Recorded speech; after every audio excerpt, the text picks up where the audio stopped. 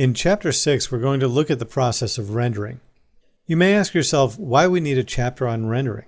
We've been rendering all along doing test renders. What we need to learn to do is to output a rendering to files that can be accessed by someone else.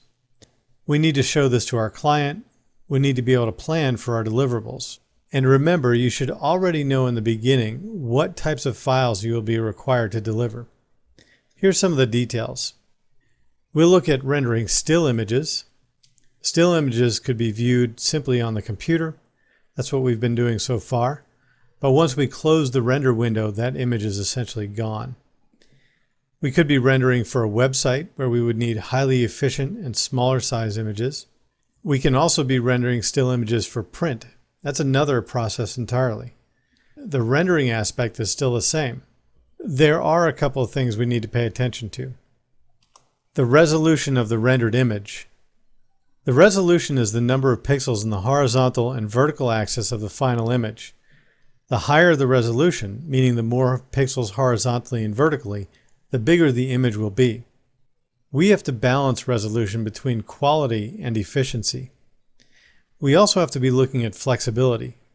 Can this be used for both web and print, or for direct playback on a computer? There's a fair amount that we have to think about ahead of time and make sure we set up during the rendering process. We also have to determine the file type that we're going to render to. There are many different file types that 3ds Max can render to. The question becomes, which format can your client view?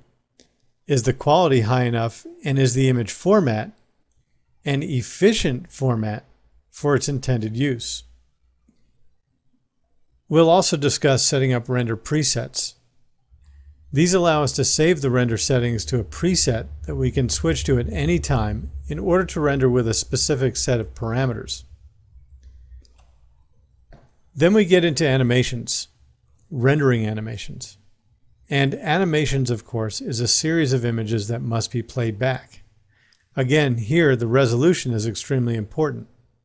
If I render animations at the same high resolution that we might render a print still image, it would be difficult for any computer to play the sequence of those images back at a decent frame rate. The files just become too big. So the resolution needs to be considerably smaller while maintaining the quality that we need to satisfy our customers' needs. File type is also important in animations. You need to be concerned with different file types. We can render to a sequence of still images, or we can render directly to an animation file. For example, that file could be an AVI or QuickTime MOV file. So we will go through the process of looking at the attributes that we will need in order to get a good, flexible, efficient rendering.